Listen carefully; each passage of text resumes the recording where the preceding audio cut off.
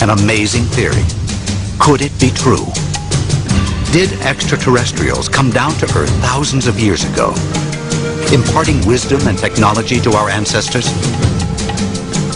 One man says yes. We have been visited by beings from another world. More than 30 years ago, Eric von Daniken challenged science with his controversial book and radical ideas. Now he's back with new clues that he contends are evidence of close encounters long ago. From Egypt to Turkey, from South America to Antarctica, we will travel the world in search of evidence and artifacts that von Daniken believes prove his theory. We are not alone. Life may have been found on Mars. Is it possible that new planets deep in space could support life? Today, we explore our own planet. Are there signs that someone found us before we could find them? Chariots of the Gods. The mysteries continue. With Eric von Daniken. Hosted by Richard Karn.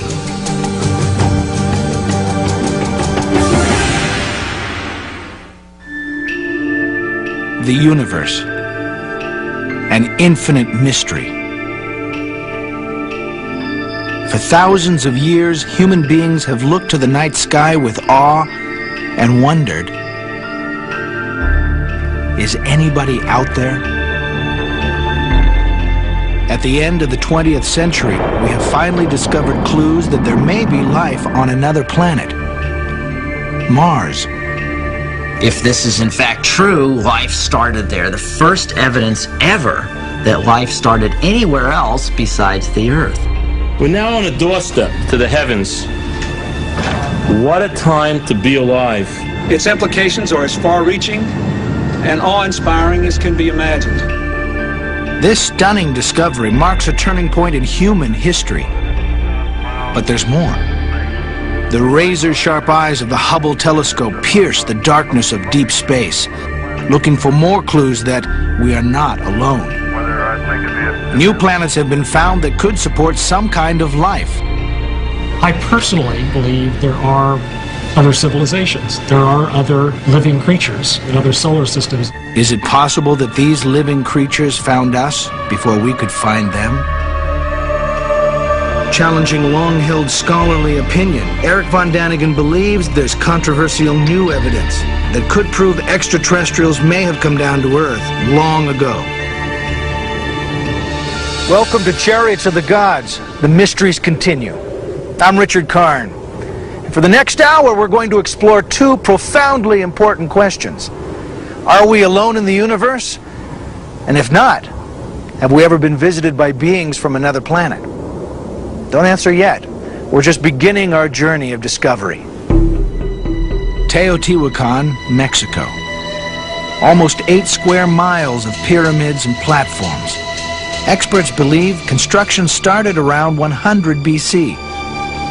When the Aztecs arrived 1,000 years later, they were awed by the massive ruins and dubbed Teotihuacan the City of the Gods. This is where Eric and I begin our journey. Well, Richard, we just climbed halfway to the Pyramid of the Moon. The people that built this, did they call it the Pyramid of the Moon? We are not certain about this, but in the 16th century, there was a monk with the name of Bernardino de Sahagún, and he asked the locals about this place, Teotihuacan. They told him that this was the Pyramid of the Moon, and over there we have the Pyramid of the Sun. The people who constructed this vast city possessed a sophisticated knowledge of mathematics, astronomy, and engineering. Eric von Daniken believes the builders of Teotihuacan might have been taught the secrets of our solar system by teachers from above. This here is called La Avenida de los Muertos, the Avenue of the Dead. This represents a model of our solar system. For every planet, there is a construction, a building. There are 9 planets in our solar system, all orbiting around the Sun. Mercury is nearest to the Sun. Pluto is the furthest. At Teotihuacan, each one of the planets is represented by a building, ruin, or marker. Eric von Daniken believes it is a remarkably accurate scale model of our solar system. On the hill behind the Pyramid of the Moon are the ruins of temples which could represent the last planets discovered in our solar system, Neptune and Pluto. Now wait a minute, you're telling me that the planets are moving this way, and then on the other side of this pyramid there is some representation of Pluto. Absolutely correct. Now Pluto was discovered in this century. So here we have the mystery. How could they know about Pluto? I would suggest they must have had teachers from heaven, teachers from the sky. Does that mean a priest that is interpreting his gods, or? I really mean from heaven. That means being from outer space. Let's call them extraterrestrials. And I would not suggest this if we would have only this example or this indications, but we have them all over the world, as I will show you. By the way, the Pyramid of the Sun once was covered with mica, at least the top of it, that's for sure. Well, now how did they know that? In the beginning of this century, when the first excavations were made, they found the mica still on the top. Now, because mica is quite expensive here, they don't have natural mica, they sold it. Is mica mined here? I mean, are there mica? No, not in this region, no. Now, the next mica mine would be in North America. But, you know, it must have been a shining pyramid, shining up to the sky. Now, come on, Richard. I want to show you a real secret of Teotihuacan. Something which has never been shown on TV. It's not open to the public because archaeology wants to keep it as a secret. Now look in here. This is the mica. Oh, wow. You said this was recently discovered? Well, about 15 years ago. And they lock it up. They don't allow the public to see this. Because they have no answer. They don't know what to explain to it. It's a mystery. But mica has different properties. For example, mica is heat resistant up to 800 degrees Celsius. Well, the Apollo spacecrafts used mica. That's correct. And also the lunar module, the landing thing on the moon, used mica for against heat. Mica also is an extreme electric insulator. At the same time, mica is resistant against all sorts of acids. Whoever did it must have known something about the property, because this mica does not exist in the region. They had to take it from somewhere far, far away. You mean they didn't mine this here? No, absolutely. Well, you told us earlier that the whole top of the Sun Pyramid was covered in mica and was sold off over the years. That's correct. It was glittering and shining throughout space. We have traveled halfway around the globe to Egypt, one of the oldest civilizations on the planet.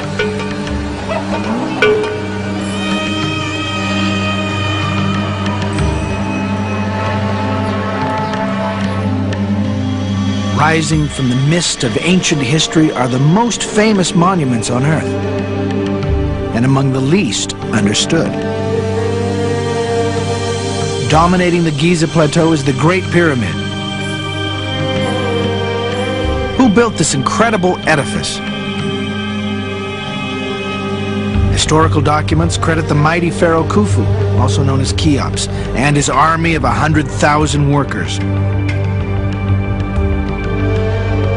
But von Daniken believes an important new discovery may support his controversial theory of the pyramid's construction.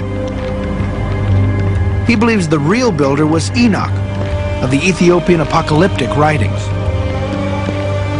Eric von Daniken believes that Enoch was warned by gods from the sky that a great flood would destroy civilization.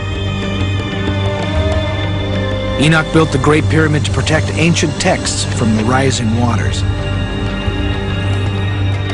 He designed secret chambers carved deep inside this mountain of stone.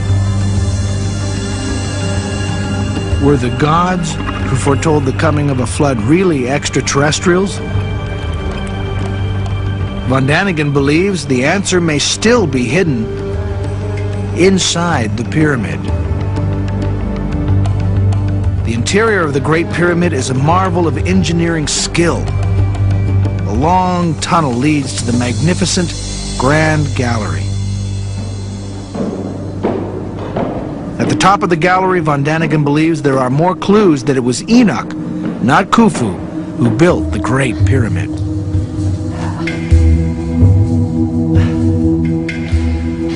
This is the so-called King's Chamber. Simply gigantic. As you can see, there are absolutely no hieroglyphs. Empty. If Khufu was a tyrant, then the wall should be full of inscription praising himself or his gods. Von Daniken believes the blank walls of this chamber indicate the pyramid was not created to serve as Khufu's tomb. But there's more. Many wonder how the pyramid was built. Could an ancient culture assemble 2.5 million giant stone blocks with such perfection, less than 1/10 of a degree off true north? Eric Von Daniken believes these mysteries could support his theory that the Great Pyramid was built by Enoch at the request of extraterrestrials, teachers who descended from the heavens. If so, where are the secret chambers filled with ancient texts? Only recently has modern technology allowed investigators new ways to attempt to unravel this great mystery, which has challenged scholars and archaeologists for thousands of years. Some ancient text says that this pyramid was constructed before the Great Flood and many secret chambers should be in here. Could this shaft maybe lead to one of these chambers? In 1993, German engineer Rudolf Gantenbrink designed and built a small robot to explore the mysterious shaft. Dubbed Upawat for Opener of the Way, the tiny robot was equipped with a video camera and remote steering. Its mission: follow the shaft into the darkness in hopes of discovering ancient secrets hidden for thousands of years. I had no clear idea what I should find at the end of the shaft. I expected anything, but not especially this. Upawat had climbed 60 yards into what was thought to be merely a symbolic shaft.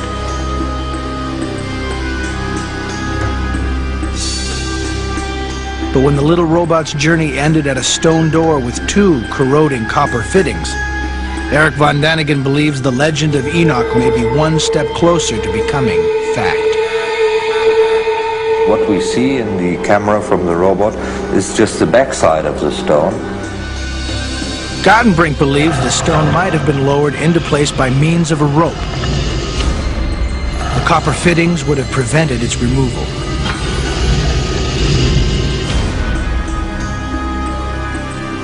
Could this door lead to the secret chambers Enoch was told to build by the teachers who descended from the sky?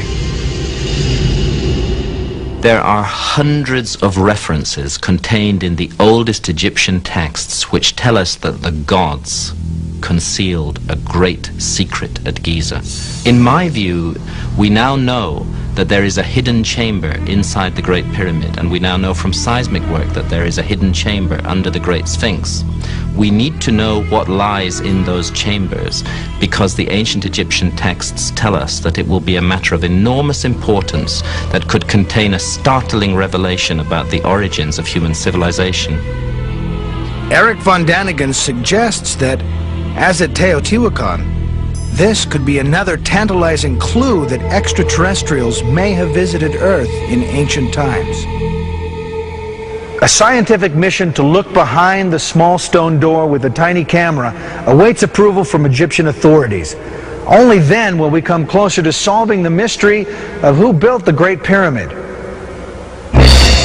Still ahead on Chariots of the Gods, the mysteries continue. The mysteries continue. At the end of the 20th century, we take the idea of human flight as a given. Our space shuttles head towards space so often few people even notice when they leave or when they return. And it all started with the Wright brothers 100 years ago. Or did it? The dream of flying has fueled our imagination for thousands of years. At the end of the 20th century, we're not only able to fly around the Earth, we're able to explore other planets and other solar systems.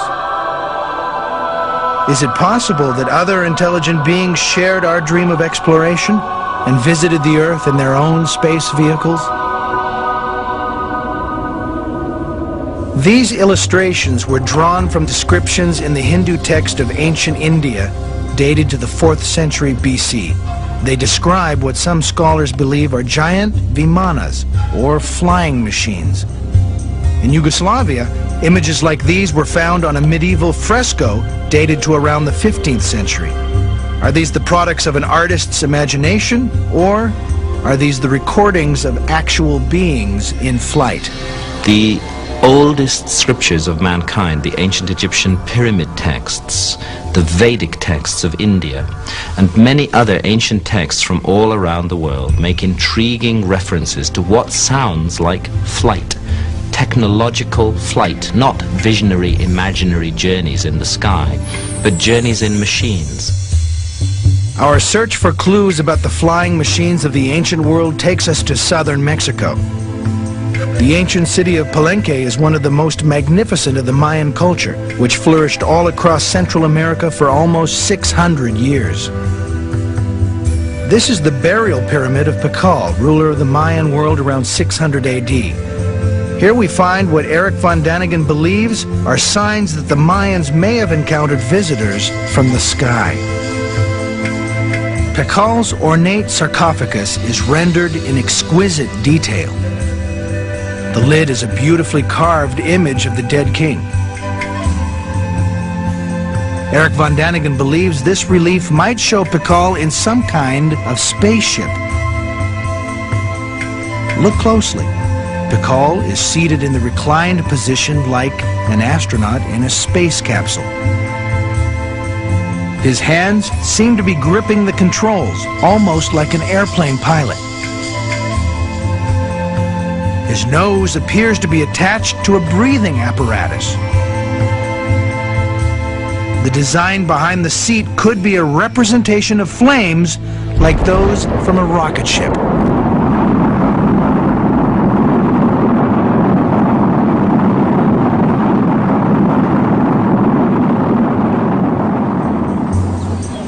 Von Daniken travels to the jungles of Tabasco and points to what he believes is a clue that ancient astronauts have indeed visited this culture. During this journey, I showed clues for an extraterrestrial visit in the past. But I have more.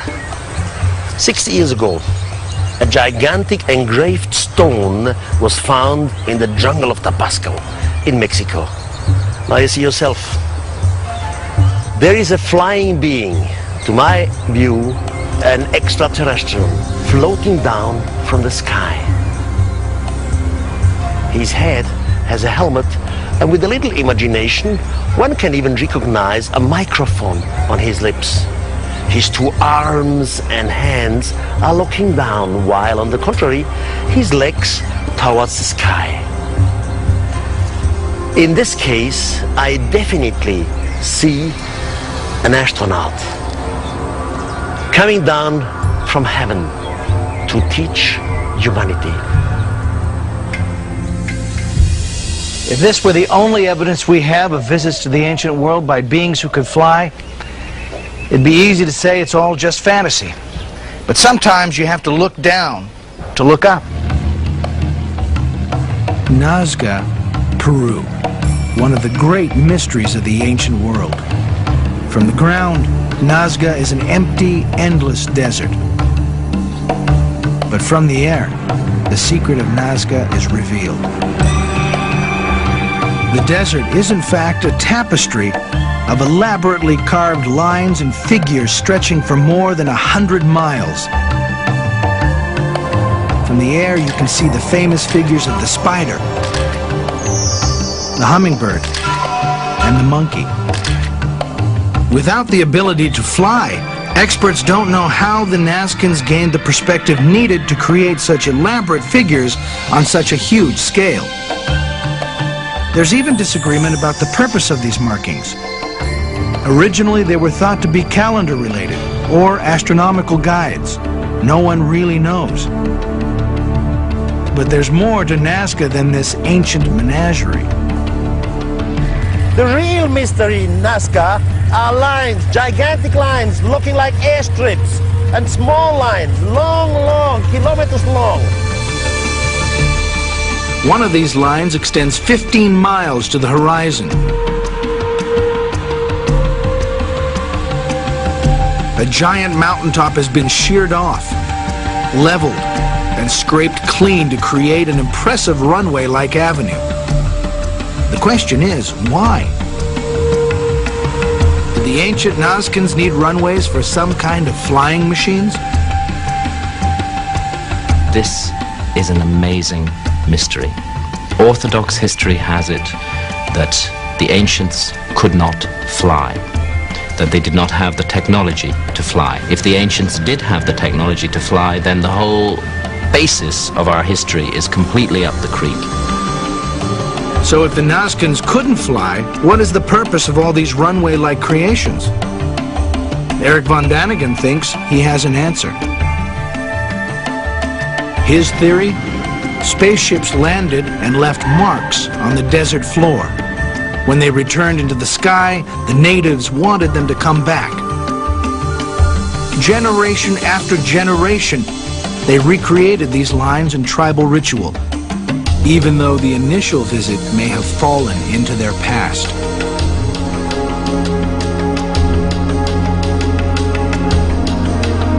There is one more clue that the ancient Nazcans may have had a close encounter with extraterrestrials. The figure of El Astronato has watched the skies over Nazca for as many as 3,400 years.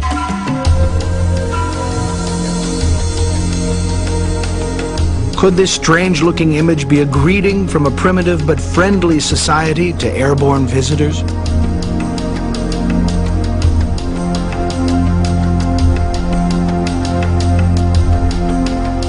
Only if and when extraterrestrials return to Nazca, Peru, will the mystery of these lines and figures finally be solved.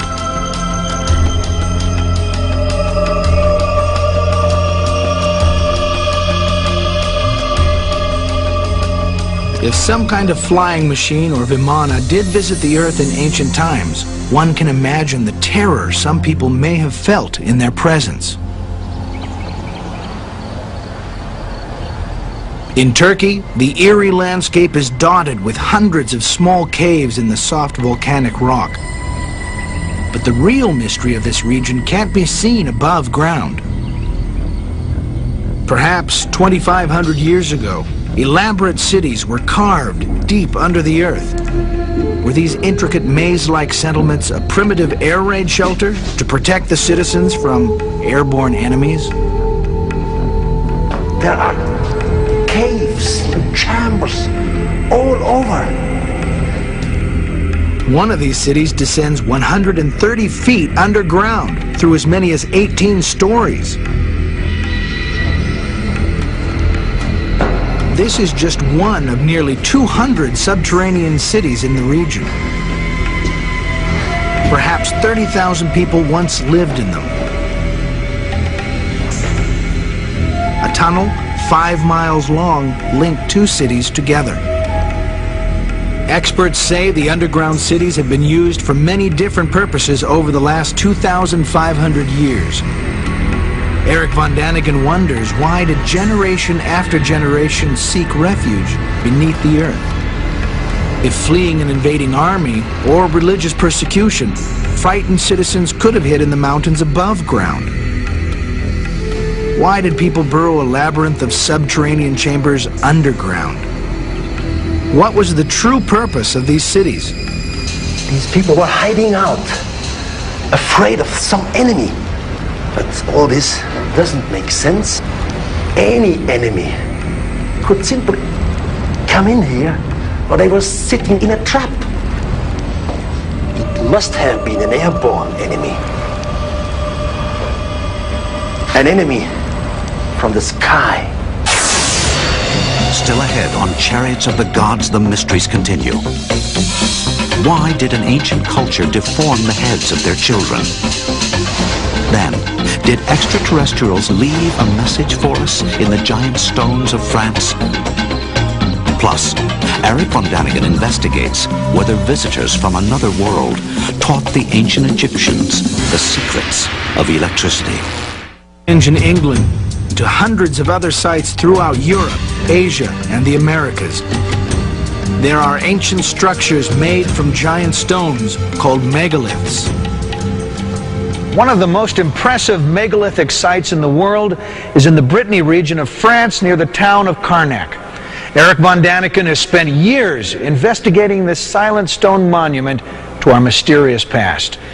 He believes these stones could not have been moved and arranged by primitive man without the help from teachers from above. At least 7,000 years ago, our ancestors created thousands and thousands of stones, and they arranged them in lines, straight lines for miles and miles. They loom like giant soldiers marching in formation to the sea. These are the megaliths of Carnac in France. Now this is the largest megalith ever moved in ancient Europe. It's man-made, cut, as you can see. Once the whole piece was over 60 feet, and its weight was 350 tons. If these giant stones were moved and arranged 7,000 years ago, they would be among the oldest creations on the planet. But were they created by human beings? At that time in human history, our ancestors were still hunter-gatherers, struggling daily for survival. Their tools were primitive, and the wheel had not yet been invented. How were these thousands of stones transported, and what was their purpose? Until today, archaeology has no answer for this mystery. Well, since we have computer technology, and since we know how to fly, we might have an answer. Eric von Daniken reveals his theory that based on aerial reconnaissance, the builders of these alignments had a sophisticated understanding of geometry, triangulation, and the Pythagorean theorem. But these stones were arranged 4,000 years or more before the Greeks supposedly invented geometry. Eric von Daniken wonders who taught the megalithic builders their math lessons. He believes extraterrestrials came to Earth and encoded a message in the stones of Carnac. What is this message? Could these megaliths point to a place in the heavens where the builders lived? We just don't know. Yet. Well, what do you mean, yet? We know for sure that there is geometry. We have the pattern, we have Pythagorean triangles, but we don't know the message behind it. Maybe we have to wait until the extraterrestrials come back. Well, you think they're going to come back? They promised to come back. You know, what's 3,000 years in human history? Compared to outer space, it's nothing. They promised to come back, they will return. At the bottom of the world, in a land frozen in a perpetual ice age, von Daniken believes there's more startling evidence that beings from another world left their mark on the ancients. In 1531, Orontes Phineas drew this map of Antarctica. But Antarctica supposedly wasn't discovered until about 250 years later in 1773. How could Orontes Phineas map a continent which didn't officially exist? There's a huge mystery here which scholars are not addressing, and it cannot be ascribed to coincidence. What is even more mysterious than Phineas knowing about a continent that hadn't been discovered is that Phineas appears to know what Antarctica looked like before it was covered with ice. And that was 125,000 years ago. How did he know the continent's shape before it was frozen under miles of ice? We've only known how the subglacial topography of Antarctica looks since the 1950s, when seismic surveys were taken across the ice cap. We are left to consider profound questions. Questions which force us to re-examine our ancient history. Eric von Daniken believes Urantus Phineas drew his map based on even older source maps created by extraterrestrials. Only visitors from the sky, von Daniken maintains, have the sophisticated technology necessary to peer through the ice to chart the landmass below. We don't know, but this map could be evidence that our planet was once surveyed from the air by beings from another world. If extraterrestrials gave these maps to humanity, the question arises, what other kinds of advanced technology may have been handed down to us from sophisticated space travelers? Eric von Daniken believes these teachers from beyond may have taught the ancient Egyptians the secret of electricity thousands of years before it was discovered by modern man. This is the temple of Osiris in Abydos, in Central Egypt. One of the most mysterious gifts has come down from heaven to earth. It is the so-called jet pillar. It has been suggested that it could be a symbol of fertility, or maybe a symbol of eternity, but also a symbol of power. What power? Do they maybe mean electricity? Eric believes the jet pillar could have been used as some kind of electrical insulator, like you see at the top of modern power poles. But did the Egyptians have a way to generate electricity in the first place? According to von Daniken, a strange metal-lined vessel was found not far from central Egypt. From the outside, this exact replica looks like an ordinary clay jar. But when von Daniken pours in a common acidic liquid like vinegar, this strange jar generates electricity like a battery.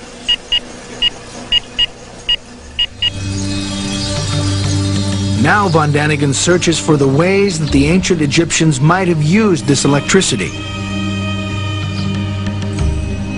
In the basement of the Temple of Dendera in southern Egypt, his investigation uncovers a possible answer. In this basement, there were different crypts, and in one of these crypts, we have fantastic reliefs on the wall. Look closely. Von Daniken sees something that may look like a cord which leads to a socket. Attached to the socket might be some kind of filament, and on the outside is a transparent bubble. Could this be an image of an ancient Egyptian light bulb? Von Daniken and his associates decided to test this hypothesis in the laboratory. We made a model of this electric bulb exactly in the same measurement. Would it work? Would it function?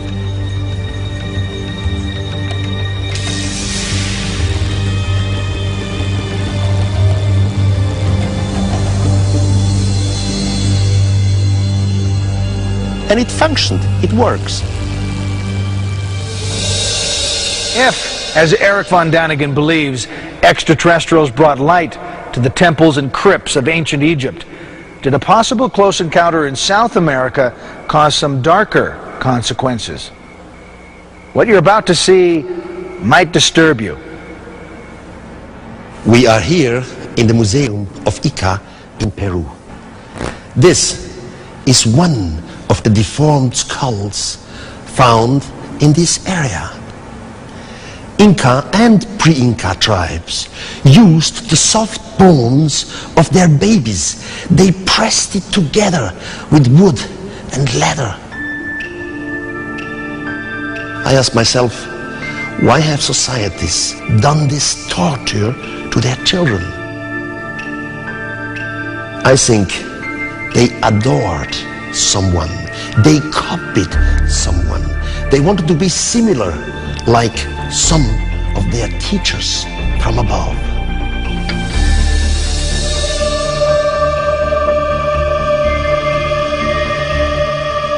Up next on...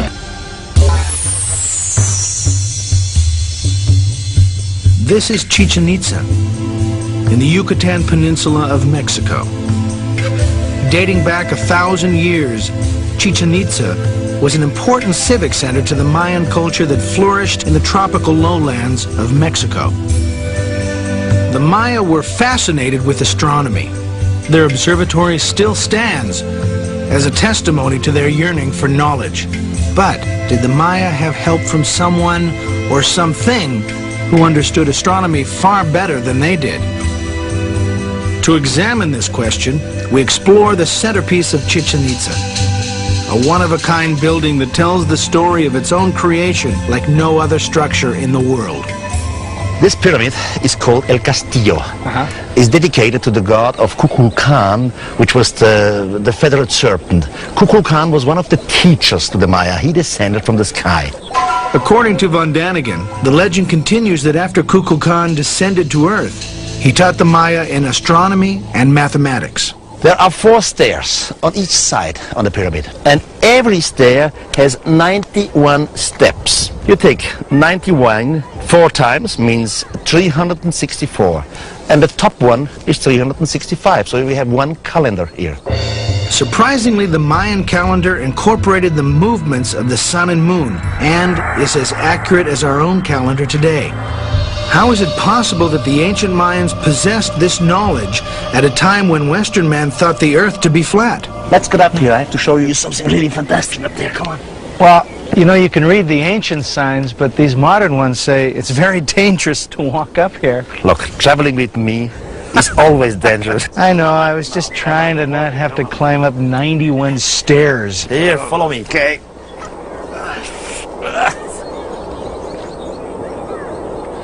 It really is beautiful.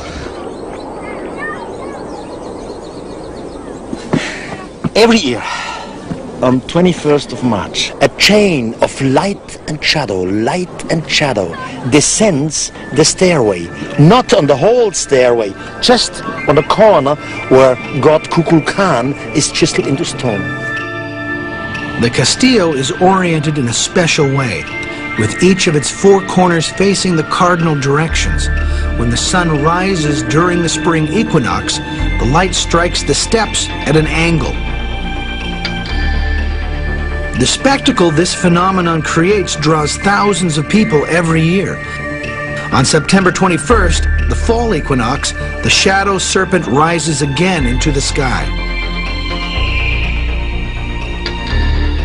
Did they know that this light miracle was going to happen? Because of the astronomical knowledge, it was a question of calculation. But I mean, it was a question of calculation that couldn't be off a fraction of an inch. I mean, if you're going to build this huge thing, you can't be wrong. You can't just move it. No, so they knew this before they were building it. Yes, absolutely. God Kukulkan, he taught them in astronomy, in mathematics. They show how he descended the stairs from heaven to mankind, how he left mankind again with the promise to return. Are you telling us that the god Kukulkan was an extraterrestrial? Yes, Kukulkan was an extraterrestrial.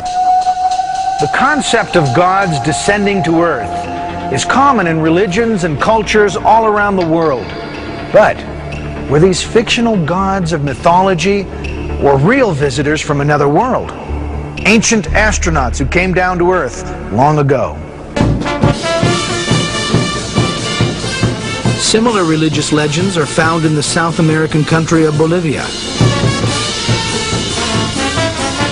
At an altitude of over 12,000 feet, descendants of the Inca pay homage to their presterio, their patron saint. But over 1,500 years ago, at Tiwanaku, their ancestors celebrated their great god Viracocha. Eric von Daniken believes Viracocha came down from the sky, bringing to his people knowledge of astronomy, mathematics, and agriculture. According to archaeologists, Tiwanaku was built in 500 AD, but others claim that it was built almost 15,000 years before that. At that time, no culture in the world could have constructed it. The mystery is, who built Tiwanaku? Von Daniken believes the answer may lie a few hundred yards away in the ruins of Pumapunku.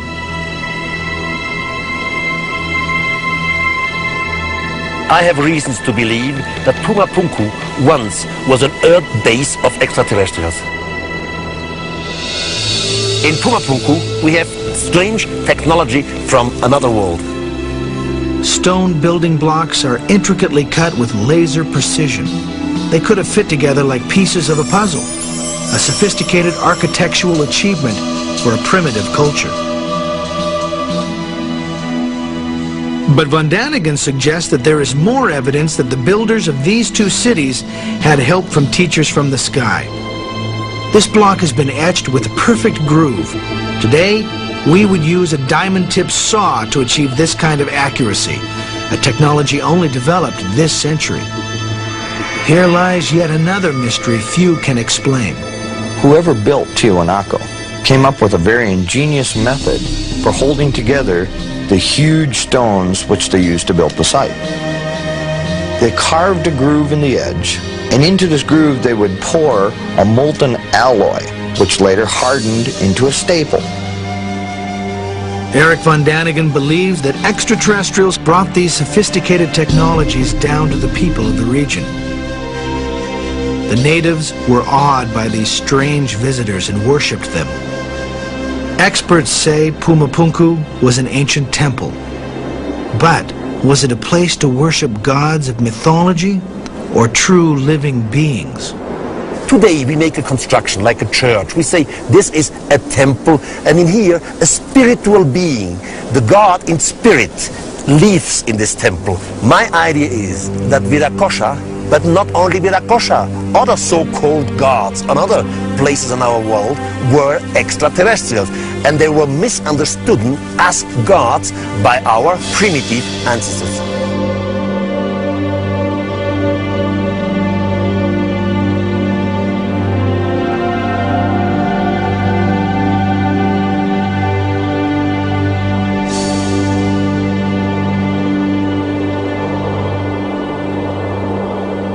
They saw these beings leaving the earth with fire and smoke, and so they believed they must be gods, although they were not gods. Well, have you ever seen a UFO?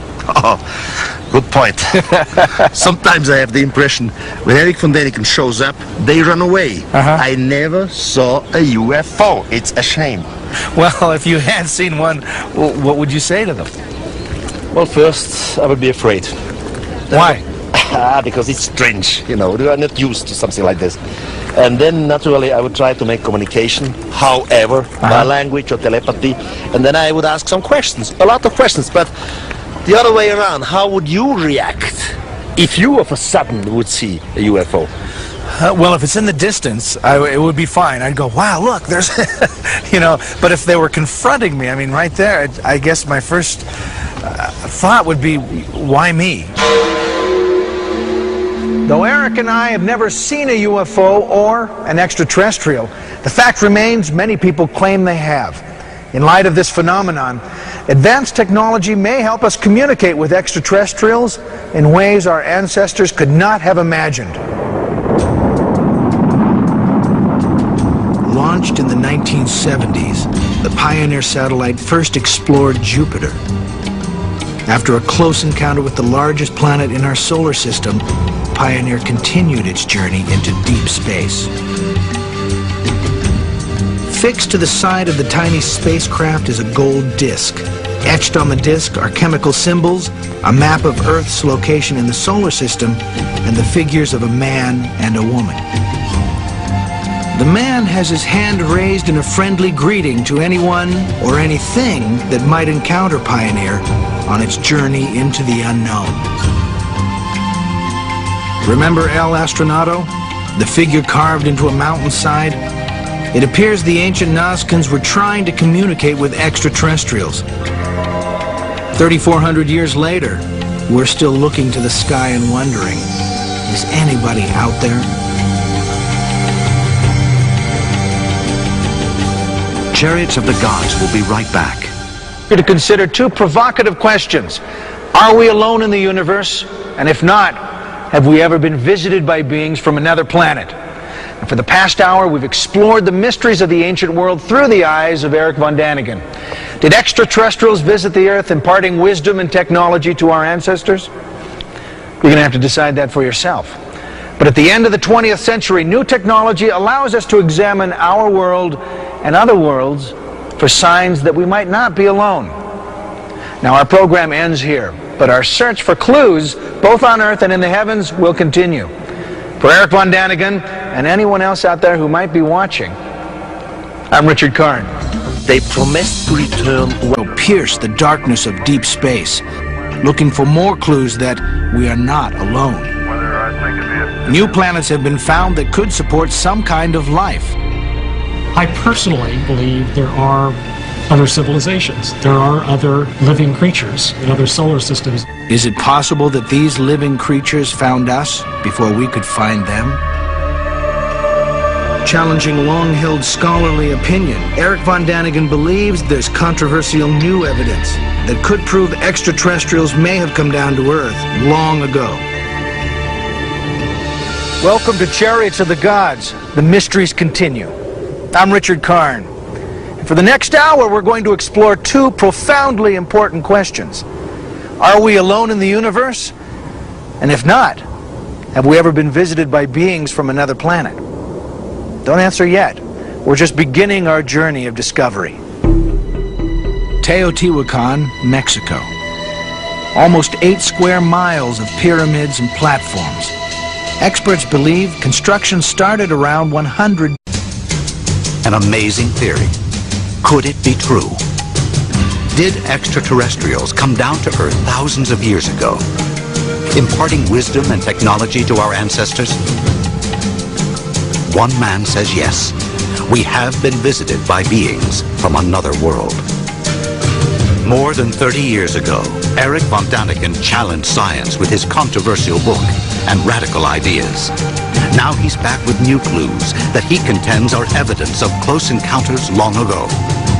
From Egypt to Turkey, from South America to Antarctica, we will travel the world in search of evidence and artifacts that Von Daniken believes prove his theory. We are not alone. Life may have been found on Mars. Is it possible that new planets deep in space could support life? Today, we explore our own planet. Are there signs that someone found us before we could find them? Chariots of the Gods. The mysteries continue. BC. When the Aztecs arrived 1,000 years later, they were awed by the massive ruins and dubbed Teotihuacan the City of the Gods. This is where Eric and I begin our journey.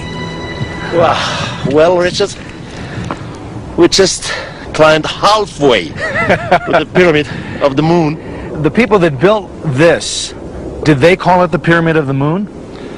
We are not certain about this, but in the 16th century, there was a monk with the name of Bernardino de Sahagún, and he asked the locals about this place, Teotihuacan. They told him that this was the Pyramid of the Moon, and over there we have the Pyramid of the Sun. The people who constructed this vast city possessed a sophisticated knowledge of mathematics, astronomy, and engineering. Eric Von Daniken believes the builders of Teotihuacan might have been taught the secrets of our solar system by teachers from above. This here is called La Avenida de los Muertos, the Avenue of the Dead. This represents... With Eric Von Daniken. Hosted by Richard Karn.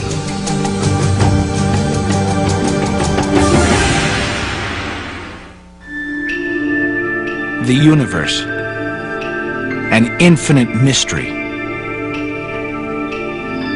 For thousands of years, human beings have looked to the night sky with awe and wondered, is anybody out there? At the end of the 20th century, we have finally discovered clues that there may be life on another planet, Mars. If this is in fact true, life started there. The first evidence ever that life started anywhere else besides the Earth. We're now on a doorstep to the heavens. What a time to be alive. Its implications are as far-reaching and awe-inspiring as can be imagined. This stunning discovery marks a turning point in human history. But there's more. The razor-sharp eyes of the Hubble telescope presents a model of our solar system. For every planet, there is a construction, a building. There are 9 planets in our solar system, all orbiting around the sun. Mercury is nearest to the sun. Pluto is the furthest. At Teotihuacan, each one of the planets is represented by a building, ruin, or marker. Eric von Daniken believes it is a remarkably accurate scale model of our solar system. On the hill behind the Pyramid of the Moon are the ruins of temples which could represent the last planets discovered in our solar system, Neptune and Pluto. Now wait a minute, you're telling me that the planets are moving this way, and then on the other side of this pyramid there is some representation of Pluto? Absolutely correct. Now Pluto was discovered in this century. So here we have the mystery. How could they know about Pluto? I would suggest they must have had teachers.